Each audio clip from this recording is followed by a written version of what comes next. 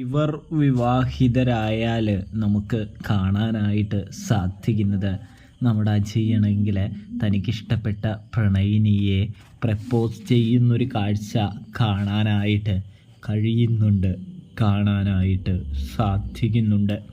ഇതേ സമയമാണെങ്കിൽ എന്താണ് അതിന് റിപ്ലൈ ഒന്നൊന്നും കാണിക്കുന്നില്ല എന്ന് കാണാനായിട്ട് കഴിയും.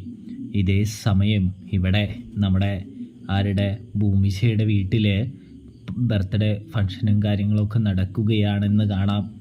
ഇതിനിടയിലാണെങ്കിൽ കേക്കൊക്കെ മുറിച്ച് സന്തോഷ മുഹൂർത്ത സമയത്ത് നമ്മുടെ അച്ഛൻ്റെ മൂക്കിൽ നിന്നും ചോര വരുന്നൊരു കാഴ്ച കാണാനായിട്ട് കഴിയുന്നുണ്ട്, കാണാനായിട്ട് സാധിക്കുന്നുണ്ട്. ഇതേ സമയമാണെങ്കിൽ നമ്മുടെ ഭൂമിച്ച വളരെയധികം സങ്കടപ്പെടുന്നുണ്ട് എന്ന് കാണാൻ കഴിയും.